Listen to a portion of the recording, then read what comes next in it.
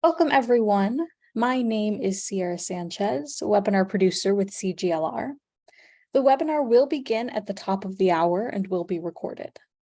Connect with the Campaign for Grade Level Reading on social media. On Facebook, like the page Campaign for GLR. On Twitter, follow the account at Reading by Third. And on LinkedIn, subscribe to us at Campaign for GLR. Please use hashtag Learning Tuesdays and tag us to tweet anything you learn from today's webinar, and we'll be sure to retweet. We encourage you to share your questions, reflections, and observations on social media. Once again, we would love to connect, so follow those pages you see listed, and we'll begin shortly.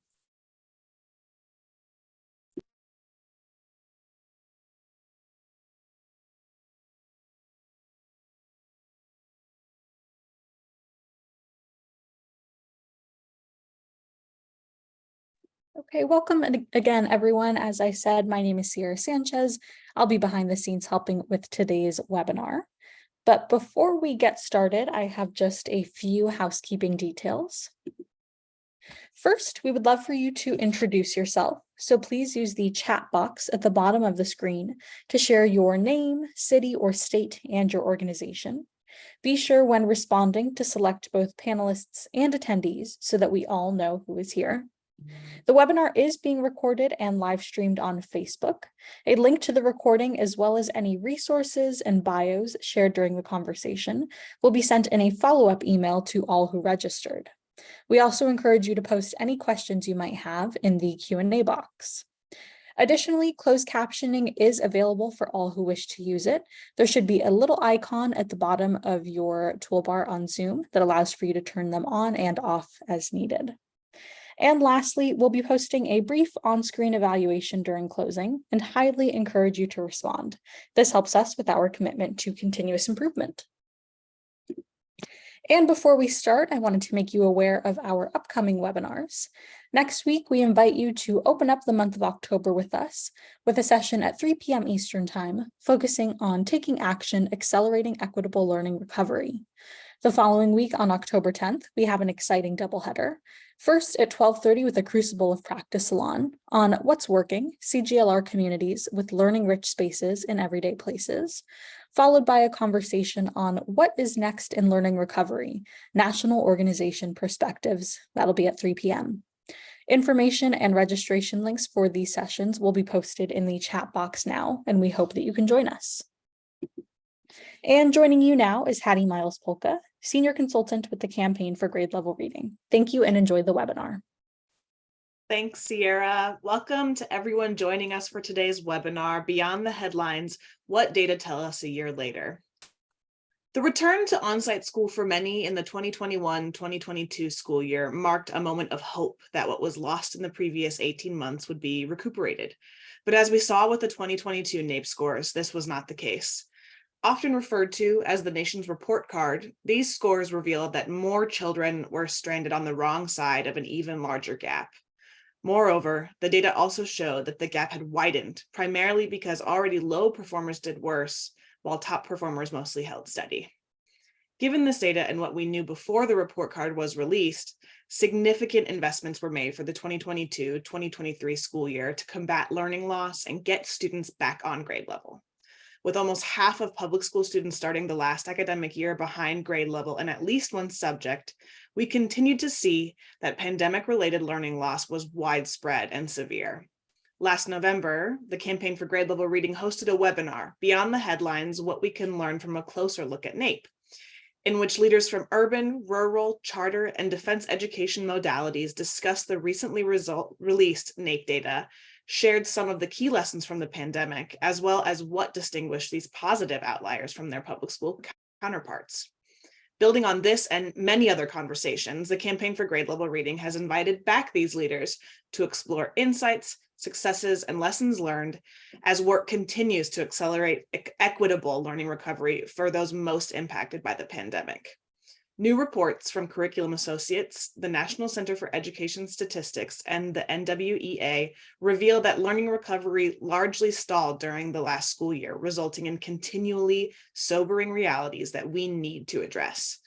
These reports also represent a call to action for all of us who are committed to early school success, action that can be informed by the innovations and successful efforts emerging within communities and across the country. I'm delighted to introduce today's panel, starting with David Ardrey, the president of the National Rural Education Association, as well as Ray Hart, executive director of the Council of the Great City Schools.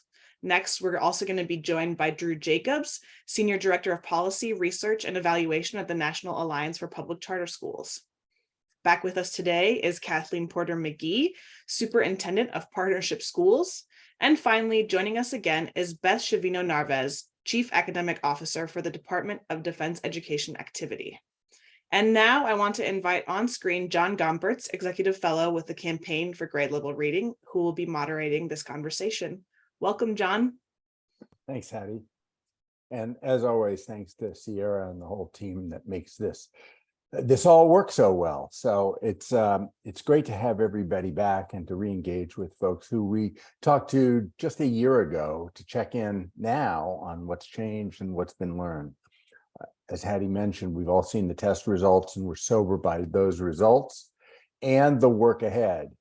But we also know that there are insights and approaches that are available to help guide our work and some stories of success that will fortify us in this challenging work. As usual, Hattie introduced, we have a terrific crew today. And throughout the session, we'll be looking at a series of questions that are like, what are you seeing that's different, surprising, disappointing, or encouraging? Maybe a little of what's better than anticipated and what's harder than you expected, and some of what do you see on the horizon? Most importantly, for these guests who don't come from conventional public schools, the question is for all of us, what insights from your context and your experiences might apply in different settings? What practices could be transferable, could be adapted and adopted more universally to support equitable learning recovery and to accelerate learning more broadly? That's what we'll be looking at today. We're always interested in questions from those who are, and just curiosities from those who are watching or listening. So please put those in the Q&A and we'll work them into the conversation. We have time saved at the end, but we don't need to wait till the end for those. So thanks again to the audience and to our guests, and let's dig in. And Kathleen, I'm going to ask you to join us first. Great. Thanks for having me. Of course, I'm so glad you're with us today. Perhaps not everybody who's with us today was with us last year. So can you quickly remind our audience about the partnership schools? What are they? Where are they? How many are there now? How many students in the partnership schools? Thanks. Absolutely. So Partnership Schools, we are a private school management organization, and we run specifically urban Catholic schools in 2 different dioceses. We have 11 schools total, 7 in Harlem in the South Bronx in the Archdiocese of New York, and 4 in Cleveland, Ohio, which is where I am today. And essentially, we are a turnaround schools organization for once struggling urban Catholic schools. And our mission is to preserve the legacy of these schools in their communities and put them on the path to long-term financial sustainability and to academic excellence. Oh, you're good at describing that. That was outstanding. So I remember from our conversation last year that the Catholic schools were something of a positive outlier when we looked at the NAEP data. Has that trend continued, and where are you seeing success? Yeah, so for us, I think nationwide that trend has continued, but I think as is normal, it sort of follows what's happening in the communities the schools are located in. So I can talk specifically about our experience in New York and Cleveland. Perfect. So we have been really fortunate, I think, particularly from an enrollment standpoint, in that we've really seen our enrollment explode over the past 3 years. In New York in particular, I think this exceeded our expectations in many ways, because we know New York was really hard hit in COVID and has experienced a really pretty dramatic decline in even the number of school-age students, but our enrollment has increased by about 30% in that same time period, which has been, I think, really heartening for us. And also, I think, speaks to how we've been able to kind of nimbly respond to the community needs. So I think there's a bunch of different factors that have contributed to that, but I think it is something that has affected how we've approached, recovery in the post-pandemic period. So by essentially, we have about 3,500 students, as I think I mentioned, across our 11 schools. In New York in particular, we now have about 2,500 students. We have onboarded between 700 and 800 new students every year since COVID. And those students are largely coming to us from traditional public and charter schools in our communities. And particularly right after COVID, the experience of many of those children was that their schools had been closed for long periods of time.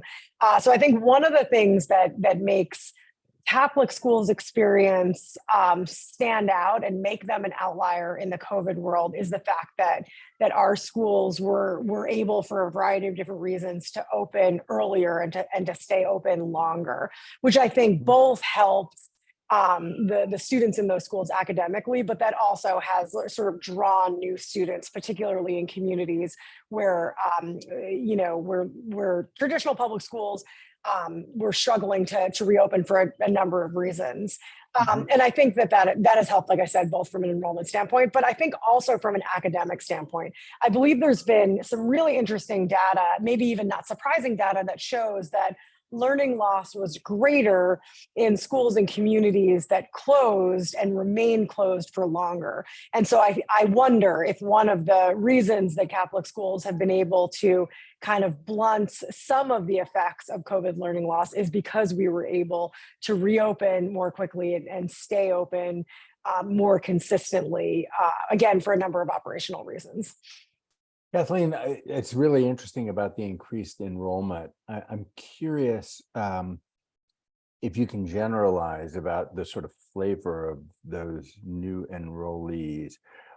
Would you say that these are students who come from households where they're particularly engaged and motivated parents, and or would you say that these are students who are more than average struggling in conventional public schools and need a different setting, or some combination of those things? I'm trying to gauge, Yes, are these totally more high flyers or strugglers? They are not for us, for our in partnership schools, again, and by mission, we exist to support schools that serve the underserved. So our experience has been that the students who have come to us since 2020 are students who face some of the most significant challenges and the most significant learning loss. And so we have been tracking our academic achievement data in the post-COVID era by tracking students who have been with us for more than 1 year and students that are new to us and have come to us. And every single year, consistently, the 700 to 800 new students that we are onboarding every year are coming in with dramatically more significant learning loss than the students who were either with us before COVID or who have been with us for a year or two since COVID. So they are the students, in our experience at partnership schools, the students who are coming to us, I think are coming to us because for one reason or another, maybe they weren't having their needs met in whatever school that they were in. And then what would you say is your core strategy in trying to support and accelerate the learning of these young people who are struggling so much?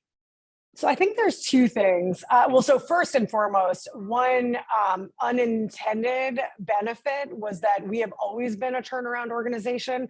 So we actually have our experience pre-COVID was taking schools that were serving students who were significantly behind and demonstrating some fairly dramatic academic achievement increases. And what we learned in that pre-COVID era are the lessons that we are still applying today. And I think on a very simple note, there are probably two buckets that I would put those lessons in. One is the bucket of focus. I think one of the things can be really tempting, particularly when you're serving students who are experiencing so many diverse challenges. It can be very tempting to grab a bunch of different strategies and throw everything up against the wall and just hope that something sticks. We don't have the luxury of doing that for a lot of reasons. And And again, it's been an unintended blessing because we have found that by focusing on doing a few things well, we can actually serve student needs, I think, more effectively. And very specifically, to even get a little bit more granular, Yeah. we are an unapologetically curriculum-driven network. And what I mean by that is, one of the things that we have long believed is that we sometimes make the job of the teacher too difficult by asking them not only to be great instructors, not only to serve students' social and emotional needs, but also to develop their own curriculum, to figure out how they are going to meet kids today and get them where they need to be tomorrow. And one of the things that we say is it's really important to us. It's our job at the network level to make sure that every teacher in our network has what they need to meet the kids where they are and get them where they need to go. And we think that core to that work is choosing curriculum that has everything they need, and then get really good about implementing that curriculum with fidelity and holding up a really high bar of excellence. And so that focus on curriculum implementation, I think, is central to our work pre-COVID and continues to be central to that work now. That's so interesting. It hits one of the points that I've grown more and more interested in, which is there are a variety of solutions or responses, but trying to do them all creates an implementation challenge that is almost insurmountable in already stressed systems. So your focus and decide, oh, let's do a few things, but let's really crush it on those things is it's fascinating and illuminating. All right, it's probably not all ponies and rainbows in the partnership schools. So share with us a little bit about where your schools, your teachers, and your students are struggling right now. What, as we get sort of deeper into the effects of this huge disruption, what's going on?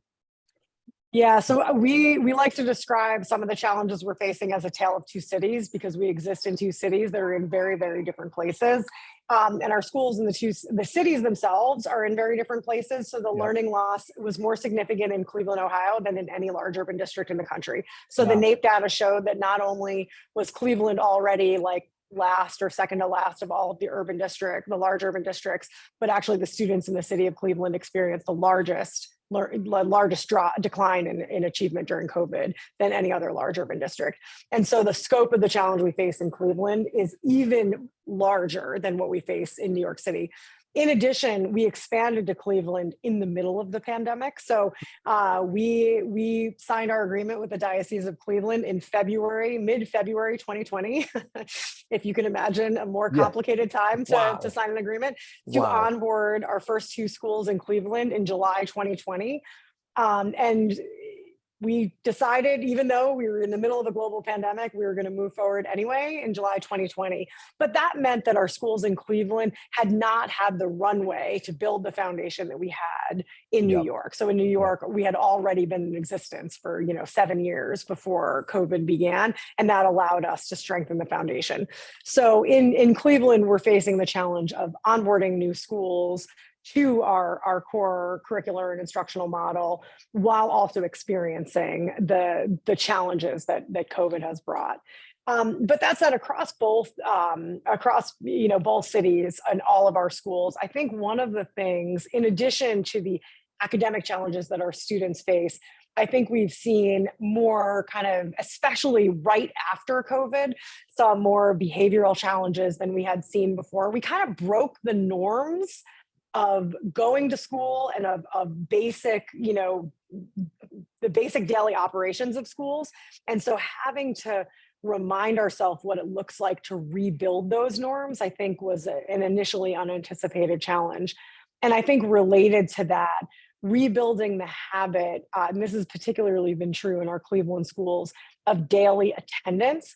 I think one of the things when we were all responding to the global health challenge and the very real need to shut down schools for health and safety reasons, I think maybe we under anticipated what that would do to the norms of like daily attendance in school. And that's why I think we're seeing massive challenges of chronic absenteeism. And so one of the things that we're focusing on is especially again in our Cleveland schools, is stabilizing our communities again and rebuilding those habits, because we know you can't make progress if you don't have the students coming back to your schools every year, to your schools every day, and so that they have the opportunity to learn.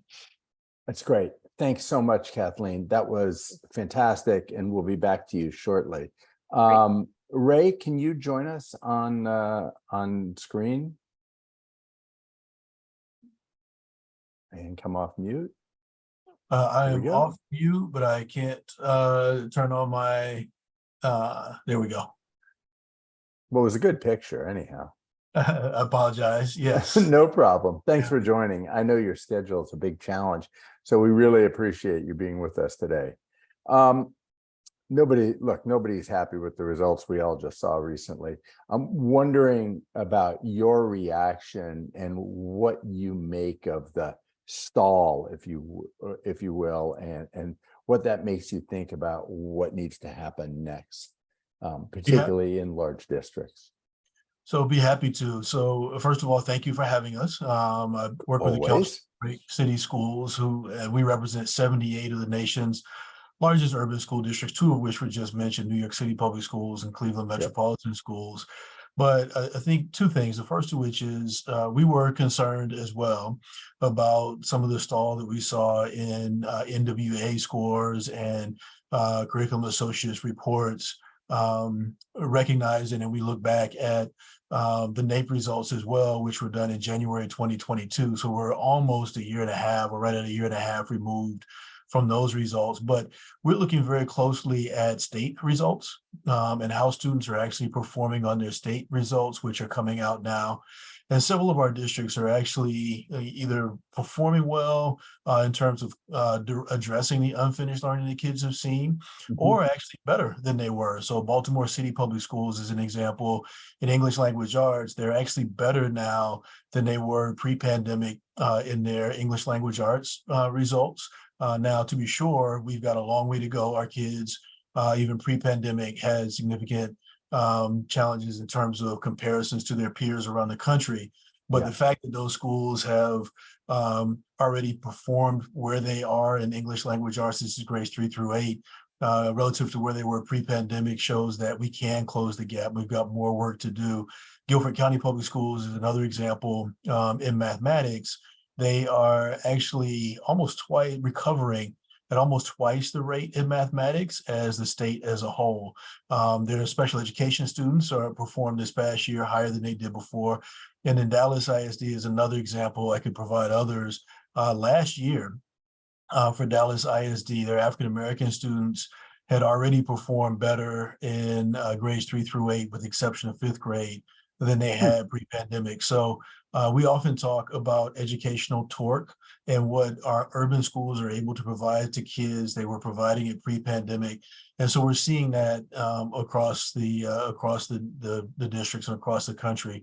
Obviously, we still clearly got more work to do, both in addressing the unfinished learning from the pandemic, but also in closing the gap that we had with our peers nationally, even pre-pandemic. So it's interesting when you talk about this educational torque and we think about responsiveness. Kathleen talked about, how she's dealing with it in the partnership schools. I think that people probably have the impression that 78 large urban districts, that makes it sound bureaucratic, right? Slow to respond. So I'm curious whether you think that's actually unfair and folks have been more nimble than they're given credit for. And then I'd be curious what you're seeing across your network as the most effective responses to accelerate learning recovery and move towards a situation in which every young person really is experiencing optimal conditions of learning. I'll be happy to. I think first, large districts actually can be quite nimble. I think they offer opportunities for our students to be innovative. We talk about innovative practices. I'll use Guilford as an example. In their recovery from the pandemic, they immediately reached out to a number of universities in the area. A number of our districts, or a number of districts across the country, actually, were quick to hire, for example, tutoring programs, things like that, Guilford said, we're not going to hire an outside provider. We're actually going to do one of two things, either pay our teachers or connect with local universities to create new programs. Mhm, And they've actually brought in college students who are mhm, majoring in math and science and engineering to provide tutoring supports. They also tap their high school students to provide tutoring to middle school and elementary school students. So they were quite nimble in their response to the pandemic and the need to lift up educational outcomes for our students. And that's not unique across the country. I think the mhm, other thing mhm.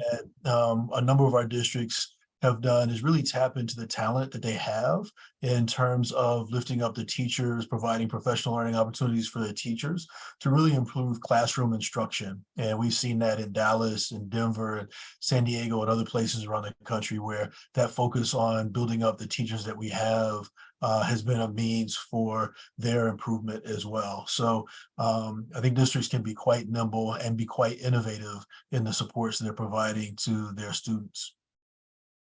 So over the last year, thanks for that answer. Um, I'm inclined to agree with you. I think it's a little bit of a bad rap that big districts can't respond in a nimble and flexible way.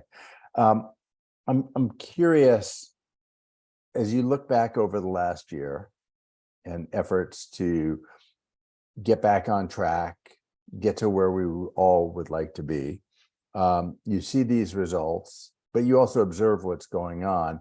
Just really curious, what's your big takeaway about what's happening, and what's your big takeaway about what needs to and is likely to happen next?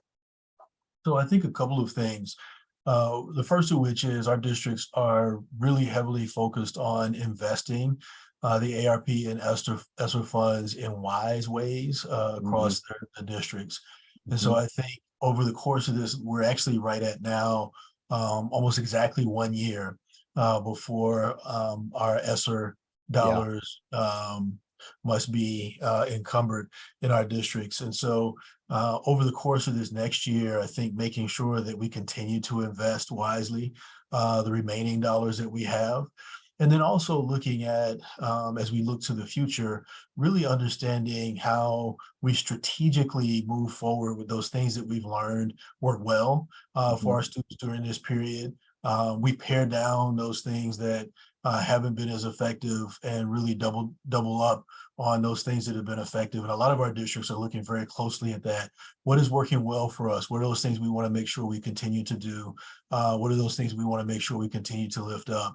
So how are we making sure our staff are prepared for really supporting our students? I mentioned Dallas ISD a few moments ago. One Yeah. of the things that Dallas did to really move the needle on student achievement is they actually went to, for their middle grades and their middle grades honors programs, 6th, 7th, and 8th grade, they flipped from an opt-out policy of honors courses in mathematics to an opt-in policy in honors courses in mathematics. So Hmm. they've identified students that they've identified students who had the prerequisite skill set to go into honors courses in 6th and 7th grade. They've doubled the number of students. They've gone from about 2,000 students in honors courses to now 4,000 students in Wow. honors courses, just over 4,000 students. And they have not changed the end of course exam significantly. It went from a 99% pass rate to a 96% pass rate on their end of Wow. course exams. So they've doubled the number of kids without impacting the infrastructure or the instructional success of teachers. So it's doing things like that, that again, you talked about nimble earlier, but it's doing things like that that really have tapped into how do we make sure we're pulling our kids through their addressing their unfinished learning after the pandemic, as opposed to relying wholeheartedly on after school programs, summer school programs, although all of our districts have done those things extremely well also. That's fantastic.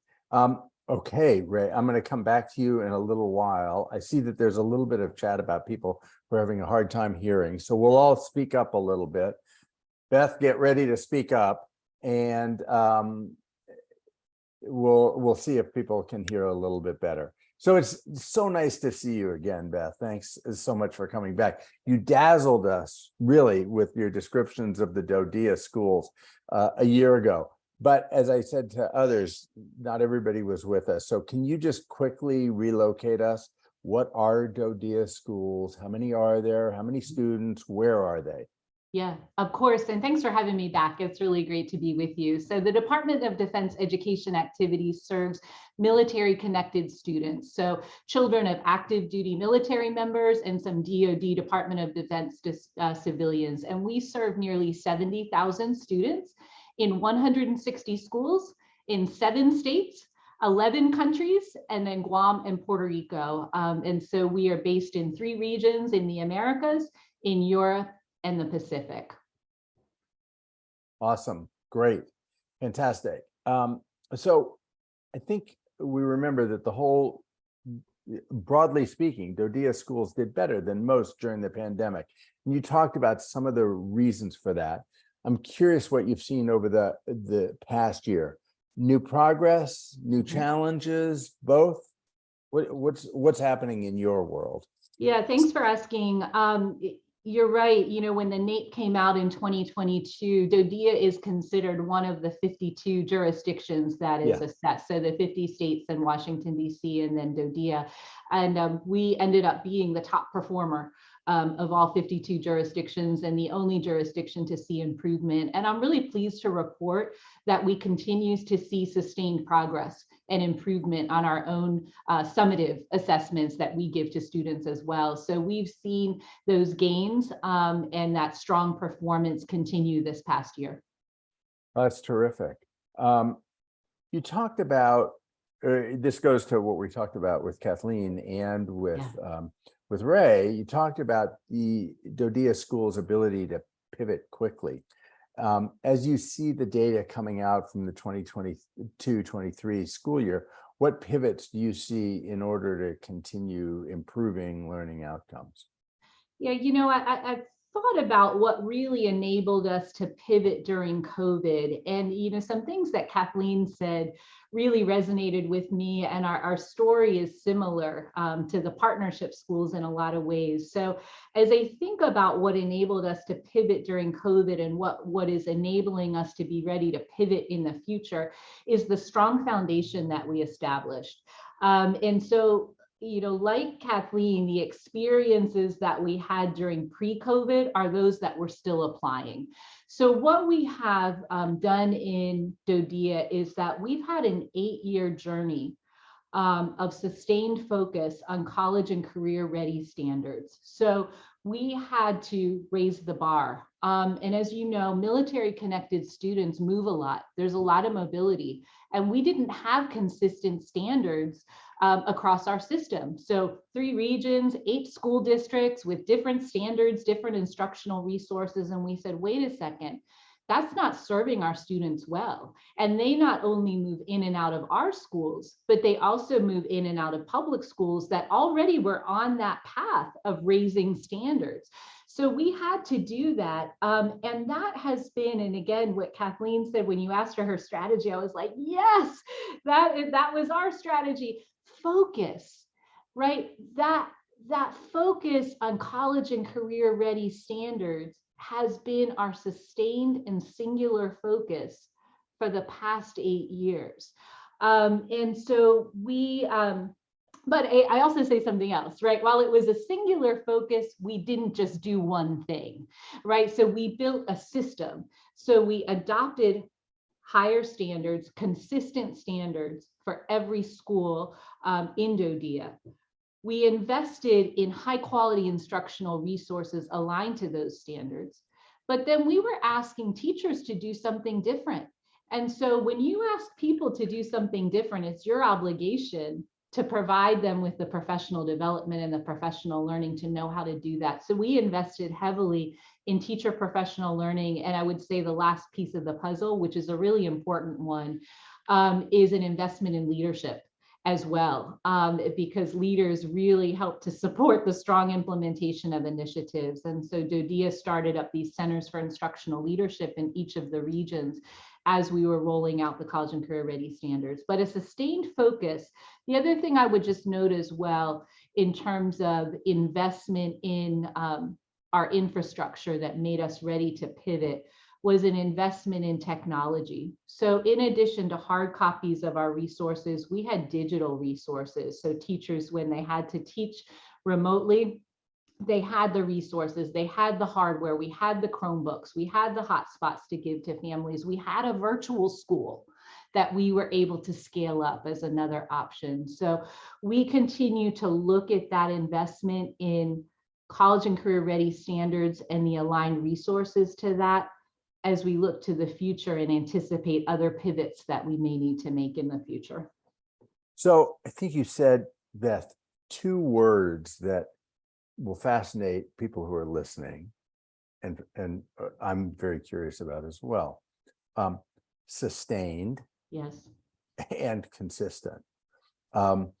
Sustained means ongoing support as people change, and so it's just so easy to follow the bouncing ball, and there's so many incentives actually for following the bouncing ball as opposed to doing something sustained.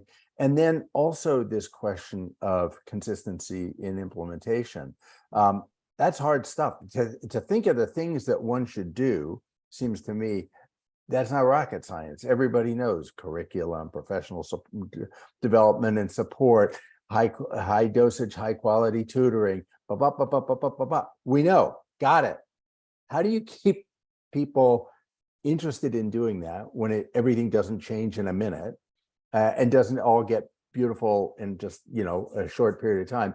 And how do you support really high quality implementation across all what you said, 7 states, 11 countries, 2 territories, 3 districts, Yeah, it's not an easy communication, problem that we have. We are geographically dispersed, right? Working across countries, time zones, regions that each have leaders, districts that each have leaders. But we've thought a lot about this, right? Because, like what Kathleen shared, we weren't chasing after the shiny new object, but you need conditions that support you to be able to do that. Because often, school system leaders, I believe, get pressured for quick results.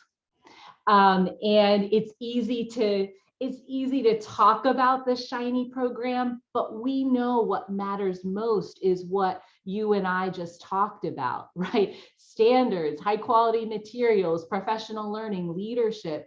So we've really reflected on the conditions that are in the Department of Defense that has made that possible for us to have a sustained focus and to focus on implementation and things that aren't shiny, things that we just know matter most for improving teaching and learning. The first is that we've had continuity of leadership. Our director has been here for almost 10 years now. I've been with DoDEA for nearly 7 years. I actually started, my DoDEA story was coming to help start up one of those centers for instructional leadership, because I believed from my own experience as a public school superintendent, as a principal, how much leadership matters. And I said, oh my gosh, here's a system that gets it and is investing in leaders in real, tangible, serious ways. I want to be part of that. I want to help to start that up. And so I came and then was asked to come to headquarters and be the chief academic officer. So now I get to work with all 3 centers for instructional leadership and all of our schools. But we have really been blessed with that consistency of leadership from our director, who year after year, he puts out his director's focus. And guess what it's been? CCRS, College and Career Ready Standards. Guess what the focus was the next year? College and Career Ready Standards. So having that same leadership that could sustain the vision and wasn't compelled to come in and say, I have to put my stamp on this organization. I have to make a difference quickly. And of course, we really benefit then from the support of the Department of Defense, right? The military leaders that are at the Pentagon, military leaders that are on the installations where our schools are, they really value education. And it is, we also say here in DoDEA, in the Department of Defense education activity, that we have a dual mission. Of course, it is to provide the highest quality education possible to the children that we serve. But we also have a commitment to military readiness. And so our parents in the jobs that they do in serving the country cannot be worried about the type of education their children are receiving. And so because of that commitment and the culture in which we work and the belief in the power of education, I'll just tell you another super quick vignette. I was learning at the Pentagon last week, and some top generals were speaking to us about their focus. And every time I would raise a question and say I was from Department of Defense Education Activity, these generals would stop and say, "You're an educator. Thank you for what you do. Education really matters." So we work in an environment and in a culture and an organization that believes in the value of education, supports us, and gives our leadership the opportunity to stay in place and to do what matters most to improve teaching and learning. I'll just say one last thing, because this is something, it's a contrast to what was different than my experience in the public schools. We've been blessed with a steady allocation of resources, and we get our budgets 5 years in advance. We can see 5 years, right? You're laughing because so that predictability, right, and the steady resources really matters if you're going to sustain a focus and not worry about, where's my money coming from? What do I have to cut this year? What am I going to have next year in terms of my budget? So those are some of the critical conditions that we enjoy in the Department of Defense that have enabled us to sustain focus and to really dig into implementation. Yeah, well, you just made a bunch of people who are listening happy that our Department of Defense schools are doing this, and also green with envy at the same time. I know. That is just so instructive. Thanks, Beth. We're going to come back to you. I want to ask some more questions. But now, Drew, can you join us on screen? Hey, thank you. Hi, so John. much for Hi, being everybody. here.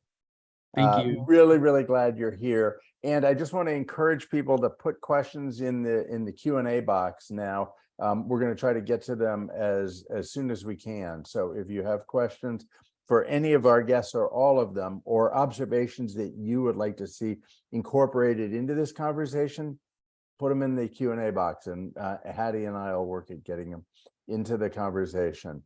So you're here to talk about charter schools. That's fantastic. Yes. Can you just say, like others have, just a little snippet to locate people, orient people? How big are charter schools? How many are there? How many young people are in them, and so forth?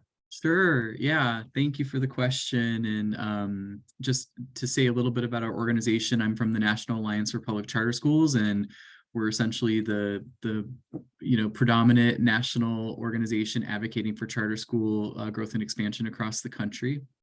Charter schools educate about 7.5% of public school students across the country. Right now, that's about 3.7 million students. There are about 8,000 charter schools and campuses located across the country in about 46 or so states and territories. So we have a pretty wide reach. We've got some places where we've got more or less charter schools, but almost every state now has a charter school law in place, and we continue to celebrate those wins. Can you say a little bit about the sort of enrollment trends in charter schools right now, so we have a sense of what's going on? Sure, yeah. At the onset of the pandemic, and really in the first full year of the pandemic, that was something we became really curious about at the National Alliance, because we were seeing all these headlines around, enrollment shifts that were going on. And what we've seen, just kind of in summary, and we've been tracking this over time for many years, but really intensely from the 2019-20 to 22-23 school year. So kind of the 4 years we've kind of been engaged in thinking about COVID and experiencing it. What we've seen is a huge enrollment increase for charter schools. So just so folks know, in the 1920 school year, charter enrollment was somewhere around 3.3 million students, and it's now closer to 3.6 or 3.7 million. So we've seen a considerable uptick in enrollment over 4 years. And everybody knows, at the same time, district public schools have seen a downturn in enrollment, something on the order of about 1.5 million, which equates to about 3.5% of a kind of a decline for traditional district schools. And of course, this has made us really curious, right? I think parents got a firsthand look at what education was like for their kids during the pandemic. Many of them made all kinds of different choices, whether that be private schools like the ones that Kathleen is affiliated with. Many families chose homeschool, and many took an opportunity to try out charter schools. And we've seen that enrollment, for the most part, kind of stick in charter schools. It's been a very interesting, kind of a reset and adjustment, and we're curious to continue to track these trends over the next few years as we kind of continue moving away from the height of the pandemic. So Drew, we know that there are many flavors of charter schools, different emphases and so forth. What they share is sort of a governance model, and that actually relates to some of what Kathleen and Beth were talking about, the advantages of governance models. Can you say a little bit about what you think the competitive advantage of charters, broadly speaking, since they're also different? So I'm curious, like, what is the commonality that is attractive to people? And then how does that relate to responding to the kind of crazy situation we've seen over the last 3 years?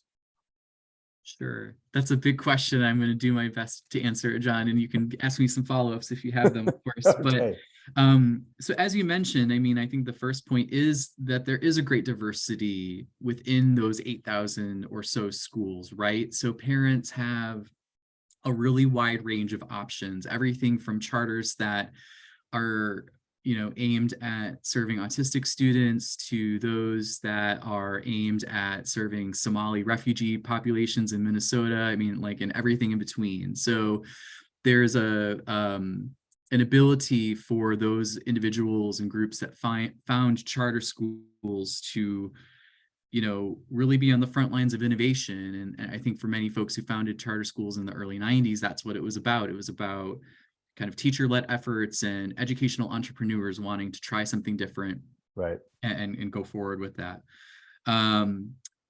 Obviously, the other part of that is inherently, kind of what a lot of people would refer to as like the charter bargain, is in exchange for autonomies in certain ways, which charters enjoy, flexibility and autonomy around staffing, around curriculum, those sorts of things, and many other things as well.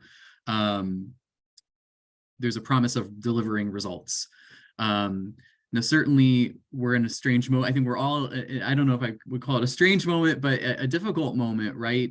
So prior to the pandemic, we saw kind of really excellent results coming out of the charter school movement as a whole. Many of you may have seen Stanford University's Credo Center release a study this summer that was looking at charter performance kind of pre-pandemic, and saw that charter schools were delivering better results than traditional district schools on average. And that was really heartening. But then obviously, we're all kind of in a similar place now following the pandemic, where we've seen a lot of decline, and we're all kind of searching for, not searching for, but working hard to advance students and recover from that. Gotcha. Tell me quickly what some of the big challenges are that you're seeing across the charter landscape right now. I think some of the biggest challenges really are just recovering from the pandemic. I don't have a more specific Okay.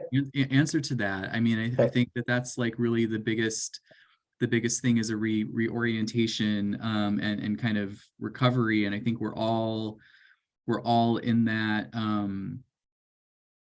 in that same sort of place. So yeah, okay, that's useful. I want to come back to that. I'm going to ask David to come in now, and then I want to come back to some of these things that changed in the pandemic, and we're seeing the sort of continuing effects of them. Dave, thanks so much for joining us.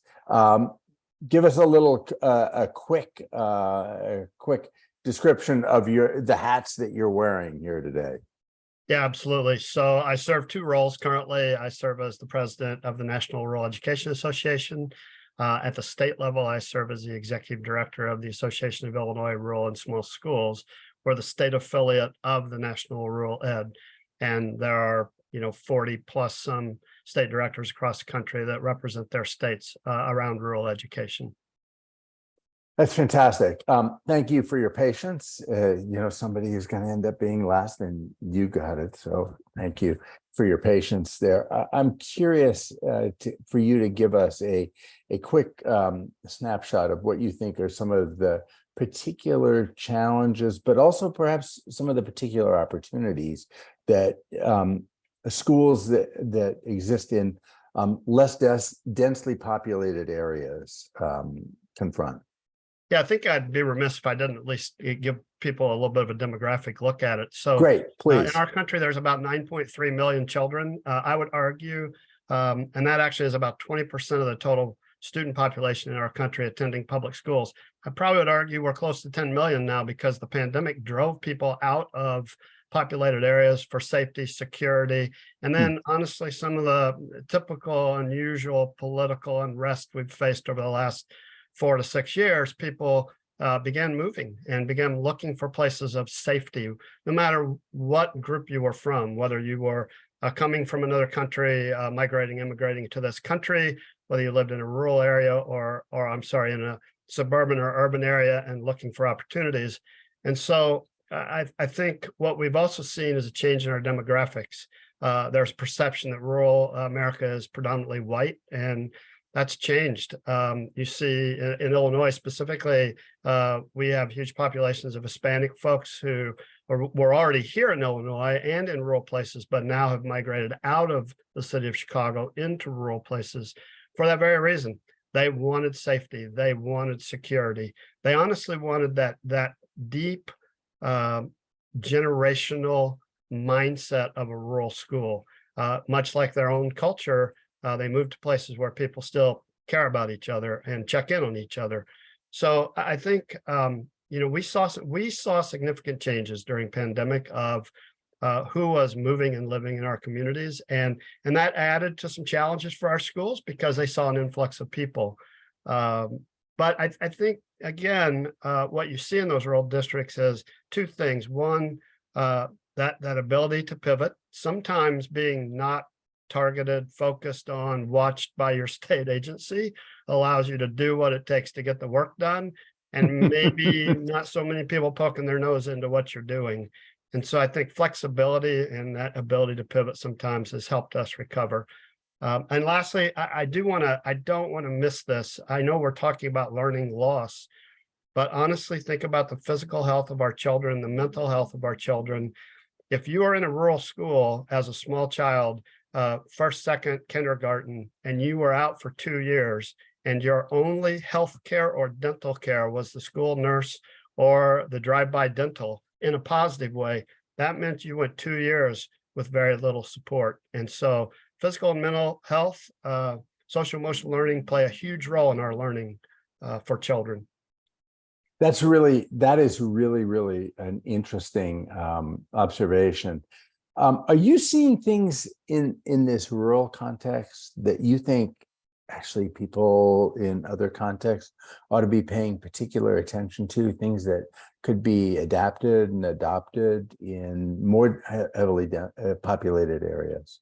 Yeah, I mean, I think the advantage is probably one that can't be replicated necessarily, although could be considered, is that oftentimes in those rural districts, you might have a smaller class size, or you might have teachers working in concert with each other to share the load. and share that class size experience, but to give students a little bit more feedback, a little more day-to-day touch points with them.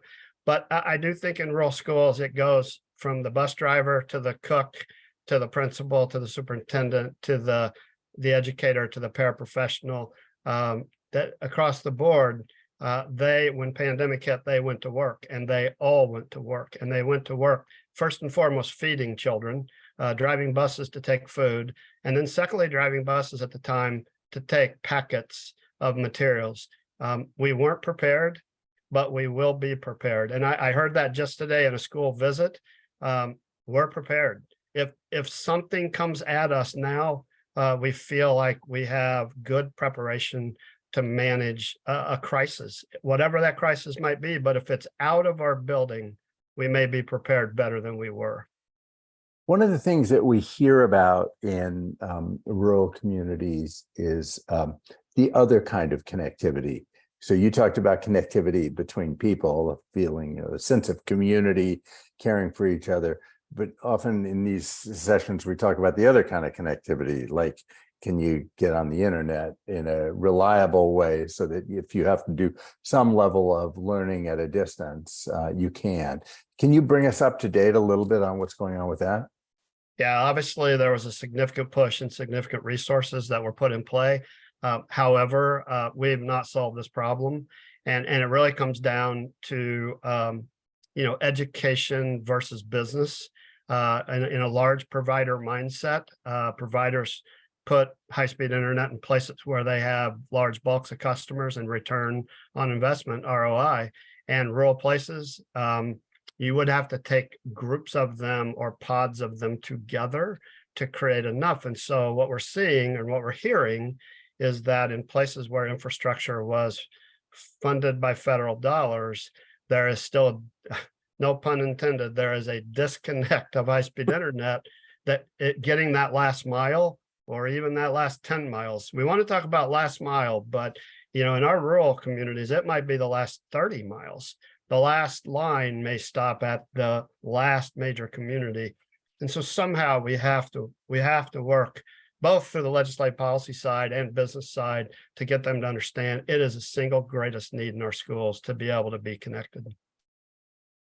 That is fantastic information. That's a knotty, wicked problem. And I know there are lots of good folks who really, really want to solve it. And it's complicated for all the reasons that you described.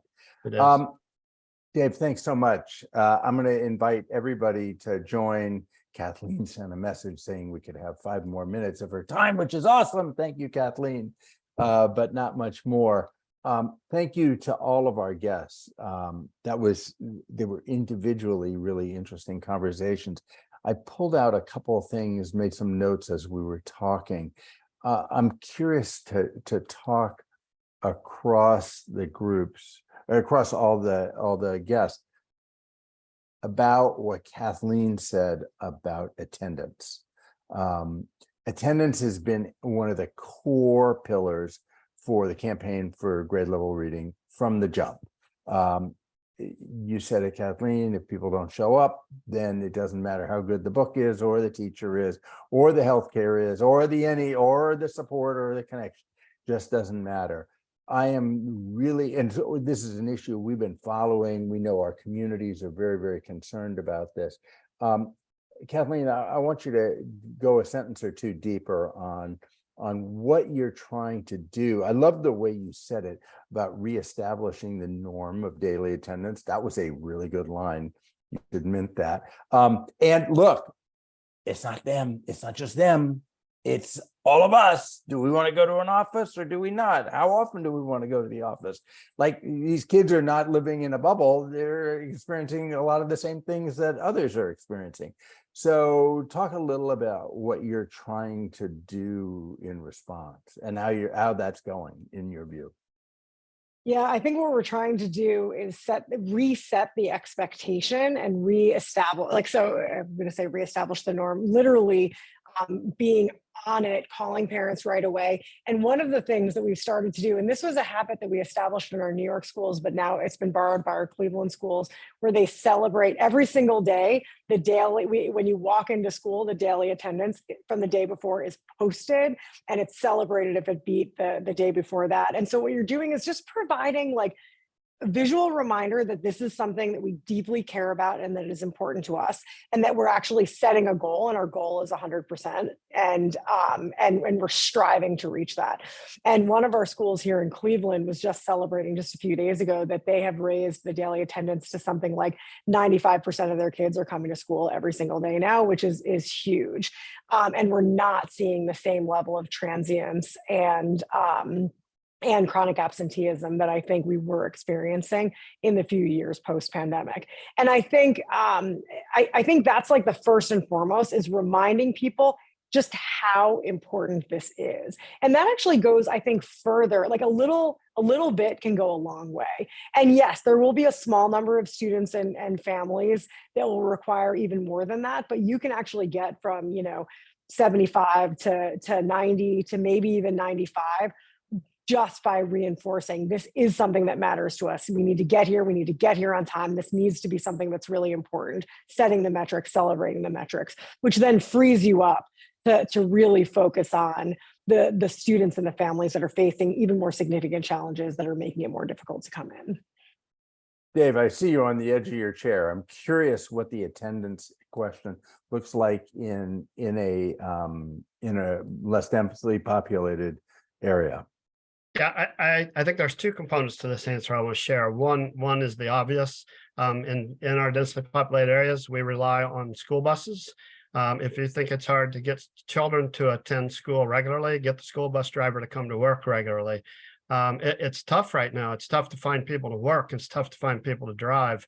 But I will say that I think in rural areas, it's that I hate to use the old school analogy, but when the bus pulls up to the door, if mom's pushing or dad's pushing the kid out the door to get on that bus, then the attendance is going to take care of itself. And I do think oftentimes in our rural communities, the parents they are driven to that notion that school is a safe haven. It's a positive environment. As much as we don't want to believe this, it may be the only 2 meals that child receives that day. So the mom knows this is a place where they can receive, nutrition, they can receive safety, and they can, attend school. But I'm going to throw the one piece out that I think is the piece we've forgotten. We threw a lot of money, a lot of resources at the problem. We left a very valuable resource on the table, and that's time. Time. You can't buy time, and we can't buy back. I know, John, you shared with me that NWEA says it'll take about 4.1 and 4.5 months, additional months to catch up in math and reading. Yep. Right out of the pandemic, we left kids home for the summer. We just didn't have the wherewithal to say, we're coming to school and we're going to spend 2.5 months of the summer back in school. We're going to go to year-round school, maybe extend the year by 20 days instead of 181, or if you're on a count. And I think the issue for me is that maybe the adults are the barriers. We're so traditionalized by the fact that we went to school 9 months a year that, good grief, we don't want our poor children to go longer. But you know what? I'm not convinced that we didn't leave the most precious commodity on the table, and especially post-pandemic first 2 years, having the moxie to say, we're going to school and your children will benefit from it. So just, I want to throw it on the table. It was my next question. You're ahead. You're a student who's ahead of the game. And I want to ask that before Kathleen escapes to whatever she has to do next.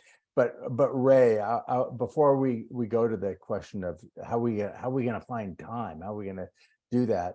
I'm curious about how you and members of your network are thinking about this attendance challenge. What you think when you hear Kathleen talk about this, reestablishing the norm of daily attendance.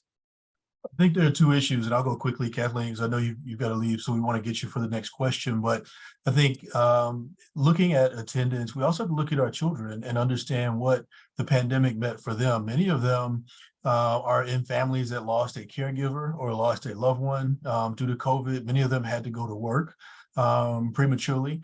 And so one of the things that our districts are looking at as well is not just, do we force kids back into school as usual and you've got to be there between 7 and 3 or 8 and 4 every day, but really looking at how do we create programs, and many of our school districts have done that, that really operate around the child's needs. So if a child has a need to go and work, how do we ensure that we can still connect them to the K-12 educational system outside of the school day?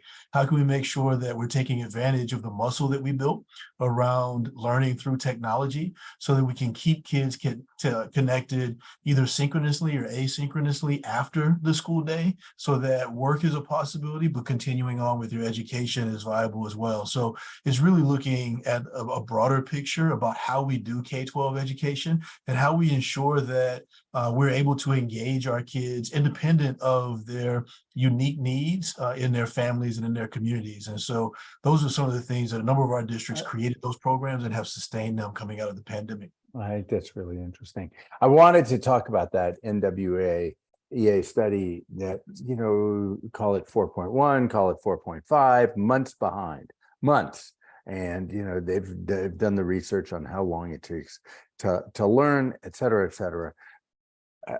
What do we do about this challenge of we need more time with kids? Kathleen, before you go, give us one last pearl of wisdom. I don't know that I have pearls of wisdom. I think like everyone, one of the things that's resonating from what everybody's saying is like, this is just about showing up every day and putting in hard work, putting one foot in front of the other for the children that we serve. And I think that where we're focusing our attention, you know, it varies depending on specific community needs, specific, you know, resource allocation, but a whole bunch of different things. I think as you guys were talking about time and David, I could not agree more with both your parents as partners and also the focus on time. And one of the ways, in addition to the daily attendance, that we are trying to make the most of every minute we have is by focusing our instructional PD and our expectation setting in the school building on maximizing every moment. This is an essential of our instructional model pre-pandemic, and it is more important today than ever before. There was recently a study, now I can't remember where I saw it, but that came out that talked about just like wasted time in the school day. And you know, David, as you were talking, that's what was in the back of my mind is like, I don't want to waste a single minute when we do have, in addition to like, we should add time. I don't want to waste a single minute when we do have the students, because that's the most valuable and most precious resource we have for sure. So thank you so much. I'm sorry. I'm catching a flight. Otherwise I would not be dishing you. So thank you so much. Don't miss your flight. Thank you so much for joining us. Thank you. And we'll look forward to seeing you again in future episodes. I would love it. Thank you. Great. Beth, I'm wondering how you think about this question of time. You've been in a bunch of different settings, so I'm really curious about your observation. Do you think NWA is essentially right? And how do you think about where we find the minutes and hours, days and weeks that we need?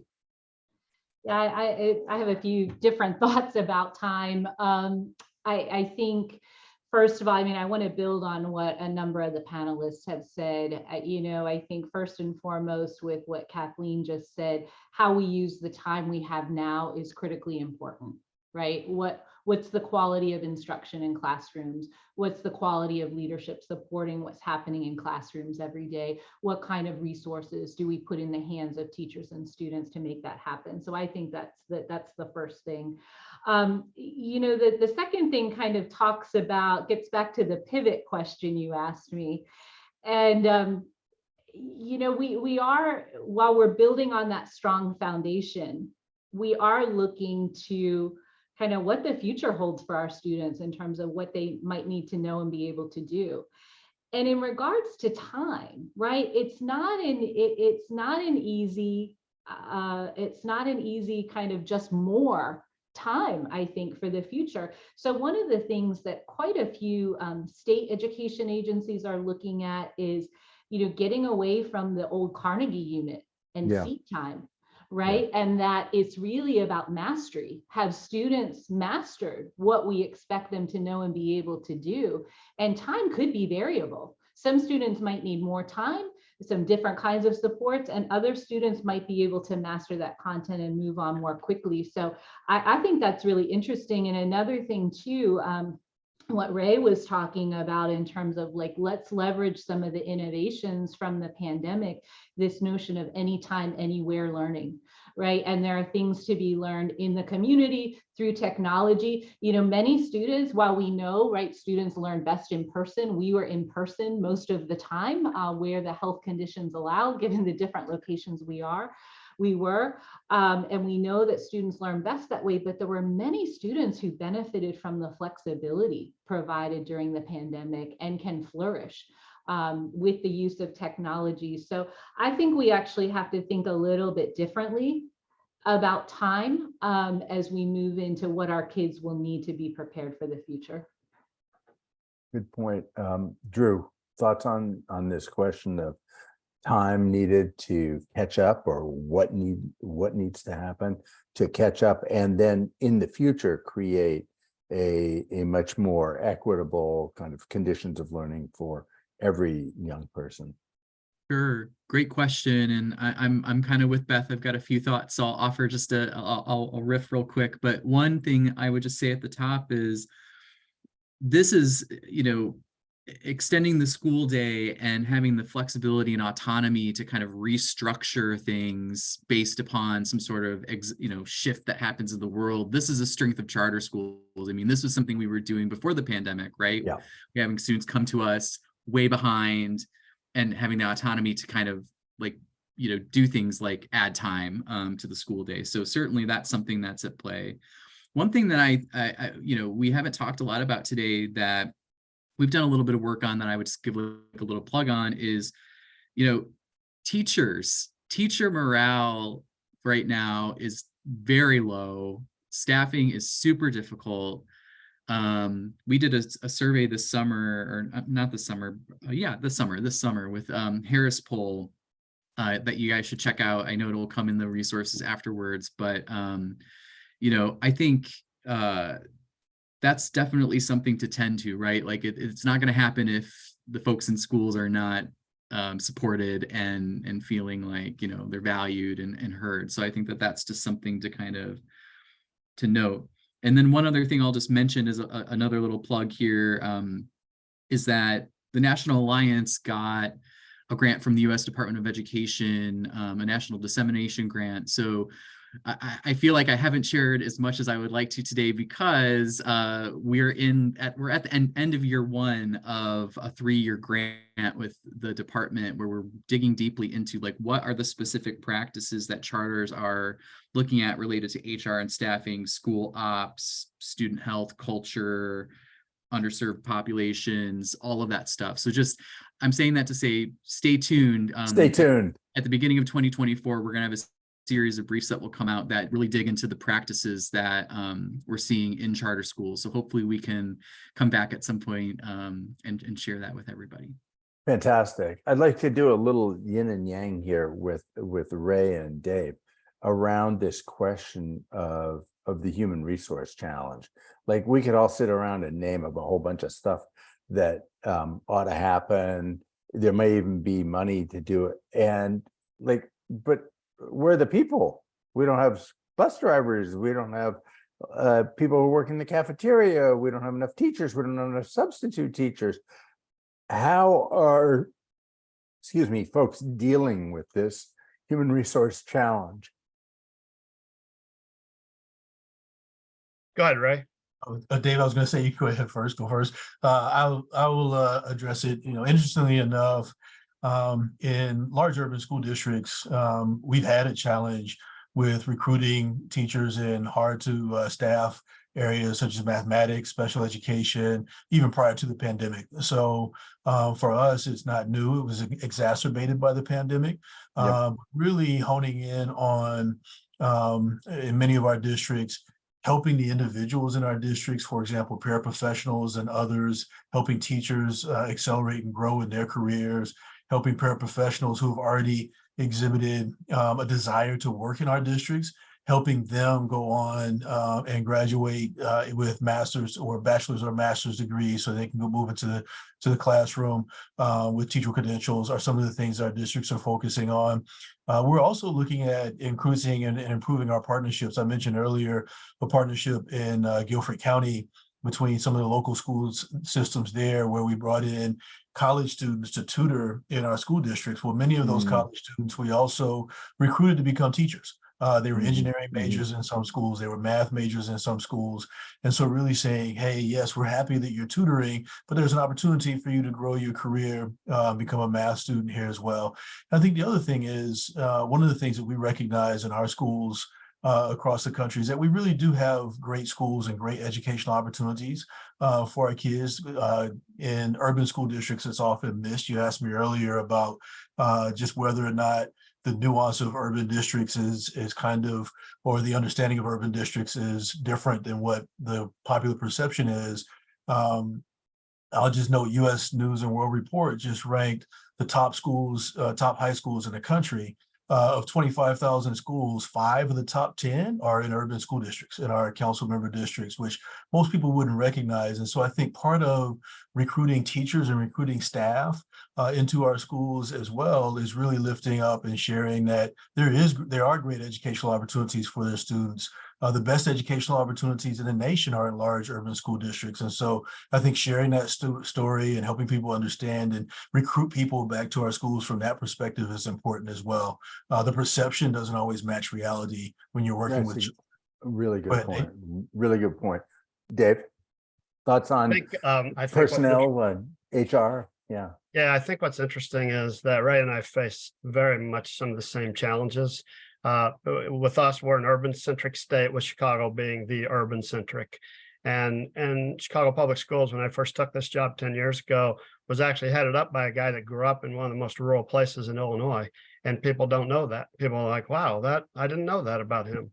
And so I think the difference is, and what I was reminded by a colleague who worked in the Chicago Public Schools and in that urban environment, is that when she came down to work with us for about 4 years in rural areas, she said, the thing I learned is this: if I need resources in the urban area, generally speaking, I can at least find them. I might not be able to afford them. They may not want to come work for me, but from an arm's reach, or at least an extended arm's reach, I can find them.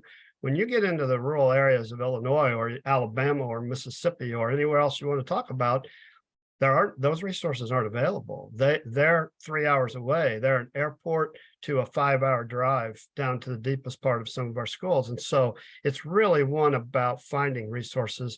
The other thing I'll share with you that I thought was interesting, I started talking about the teacher shortage in 2014, the year I took this position. No one listened. The reason no one listened is because it wasn't impacting them. It was only a pocket of rural districts facing challenges. The reason? Salaries were the lowest salaries in the state, in Illinois, of any district, urban, suburban, didn't matter, lowest salaries, period. And so we started talking about that, but when pandemic hit and the shortages were starting to show up in other areas, guess what happened to rural shortages? They increased significantly because they could poach teachers out of rural districts and pay double, honestly pay double. We'll offer you X if you'll just leave and come to us, especially if you were math, special ed, and literacy.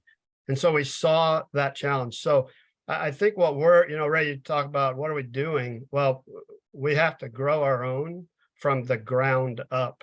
We have to grow our own bus drivers. We have to grow our own paraprofessionals. We have to grow our own educators. And so programs like Grow Your Own, programs like parent as mentors or parents as paras. Is a parent as a para? Is there a place for them in the school that they didn't expect? Maybe they could become an educator. Maybe they could become a support. And so, trying to find, and I saw that when rural schools use partnerships to increase resources.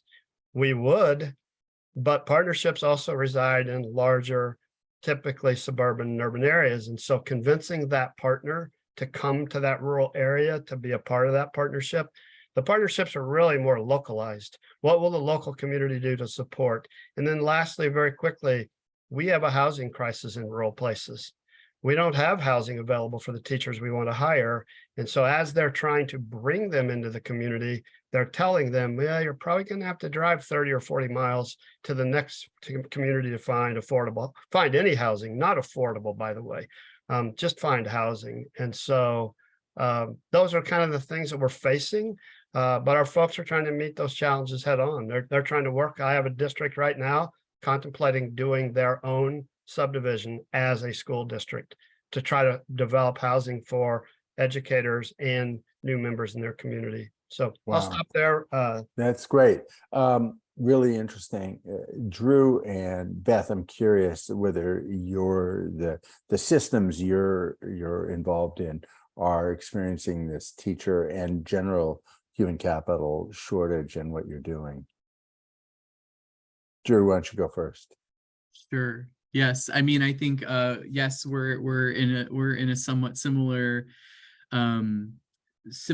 boat. I would say one thing that's interesting that I think maybe folks on the outside don't know about charter schools is that the kind of teaching workforce of charter schools looks a little different than traditional district schools. We have generally younger staff members and less experienced staff members.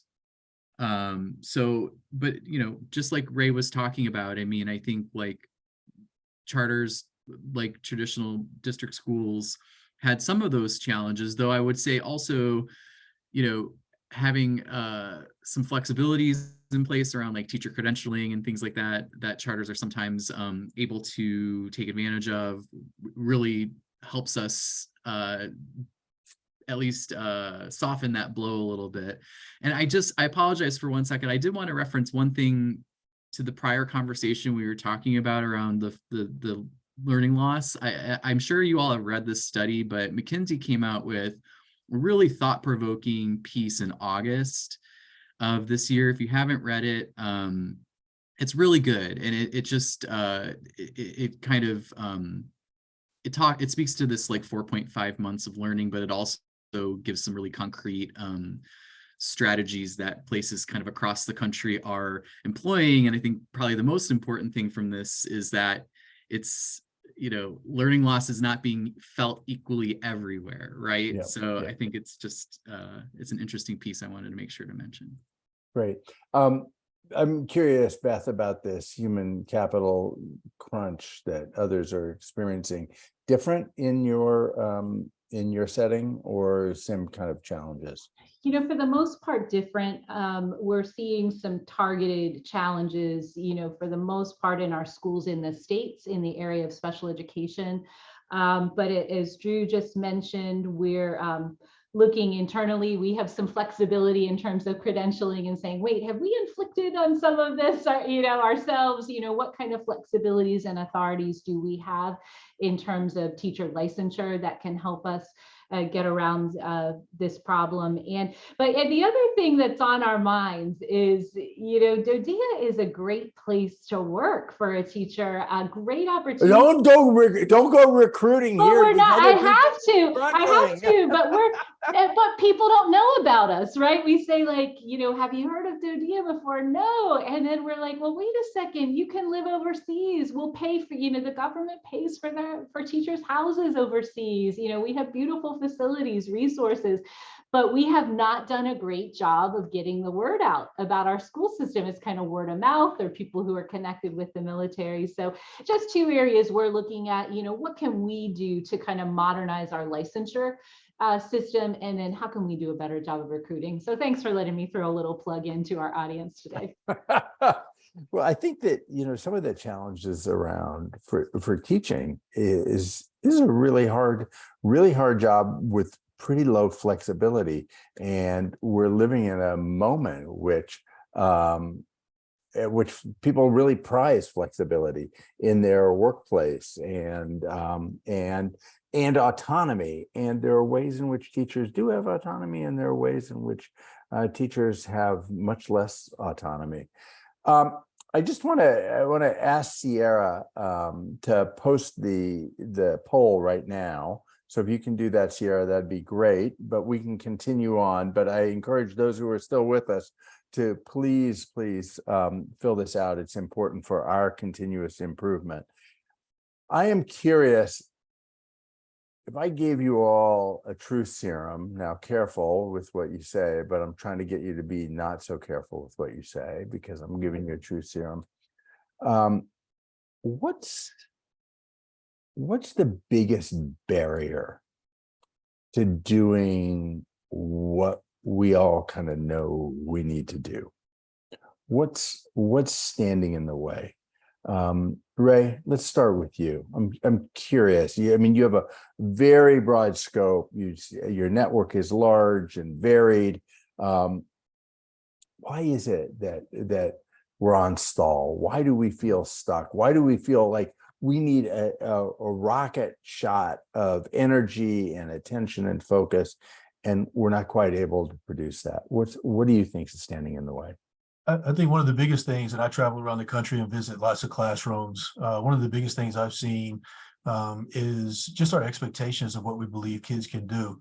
You'll notice that I use the term unfinished learning and not learning law. Yep. And one of the things that we've noticed is that kids, for example, if you ask them 3 minus X equals 5 and ask them what the answer is, many of them will actually do the subtraction, but they won't do the subtraction in a way that fills in the gap. What that tells me is that they understood that they were supposed to subtract, but they had unfinished learning in that they didn't quite get the order right. On a standardized test, that's a missed problem. We also noticed on NAEP where kids would have part A do this, part B do this. They would do part A successfully, but then they would skip part B and they get the answer completely wrong.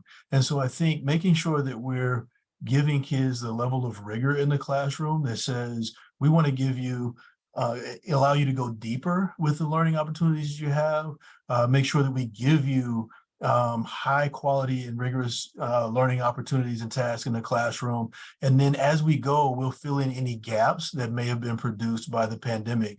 We didn't have learning loss. We just had kids who have gaps in their understanding from the pandemic that needs to be filled in. And if we go back and remediate and say, oh, well, I need to take you all the way back to first grade and have you practice subtraction problems. No, I don't need to practice subtraction problems. I just need to understand how to move the variable to subtract. And those are the challenges I think that we face. Drew, what's your thought on what's standing in the way of bigger progress? Yeah, I'll take a slightly different tact. I think we need to cooperate more as an education sector, and you might expect that coming from me representing the charter sector. But I'll share with you one stat from a poll that we did with Harris Poll of parents. We've surveyed 5,000 parents. One of the most compelling pieces of data that came out of that survey for us was something completely unexpected, which was, even among parents who would not choose a charter school for their child, 84% agree that charter should be available to families who would want them. And there were things like that throughout the poll of parents. Yet the leaders, all of us who are in the movement and leading and involved in education, the adults, we spend a lot of time and energy fighting with one another, right? Yep. And so I guess I would just say there's a ton to learn, right? We're all kind of confronted with a similar problem right now. And so I'm really hopeful about this dissemination grant work that we're doing at the Alliance to share and be open about what's happening in charter schools, what are the successes that we're seeing, getting that out there. But that would be that's great. Well, we're trying here today live, trying to model what you're calling for, learning from each other. So thanks for that. Dave, what's your thought on what's standing in the way? I hear the frustration in your voice. So tell me what you think is the big challenge here. Yeah, I think I'll take a stab at it from my 13-year-old granddaughter's vision, which is scary vision if you're trying to hang out with a 13-year-old and understand them. But I think for me personally, looking at teaching, learning, and the transition to a job market, whatever that looks like. We talk about 21st learning skills. We talk about 21st century learning, 21st century teaching and job. And we're using a 18.5 or 19th century model to make that work. And cooperation, gosh, what a wonderful word it would be if we could just cooperate back with industry and back with folks, because my 13-year-old is going to work in a place that I don't even know exists or understand. She's going to work in a job that I'll have no concept of it. It's a different place in this world for them. And I'm excited about it for them. And then lastly, I'll leave it with this tidbit. While we're fighting and not cooperating about how the use of AI might look like in our schools, industry is marketing AI to its employees, into its prospective employees, and into its widget, whatever its widget is. They understand that this could be a very good tool. And so I love Drew cooperation. I wrote it down, big bold letters. I'll work on it myself to understand it, but I also use it to cooperate in expanding how we're using our educational system. Fantastic, Dave. Thanks so much. Beth, I'm going to give you the last word here. Thanks. I'm going to pull on the thread that Dave just started. Tyack and Cuban in their book, Tinkering Toward Utopia, talk about the grammar of schooling and how resistant our schools are to change. And that, you're right, Dave, well into the 21st century, have we really been successful in adopting kind of 21st century ways of learning? We're really thinking about now here AI and what that means for learning and what it means for what our students need to know and be able to do. And as we refresh, our blueprint, our strategic plan for continuous improvement, we're really starting to think about how we sustain the focus and that foundation that we've laid, but do we need to change some of the standards so our kids are successful for their future? Wow, fantastic. And I saw we had a question about AI. And I'm so glad that you guys were able to draw that in at the end. We're out of time, sadly, because this is such an interesting conversation, so useful. I just want to thank all of our wonderful guests and our friends in the field who joined this conversation, participated in the chat. I've enjoyed being with all of you today, and thank you for your participation in today's event and your ongoing leadership in whatever community or domain you're in. We hope that our guests will be back with us at some point in the future. And as we sign off, I'll just ask Sierra to put up that schedule. Did you put that up? Yes, thank you so much, Sierra. Put up the schedule of upcoming events. We hope to see everyone soon. And with that, we will sign off with thanks to all and best wishes for a good day and a good evening.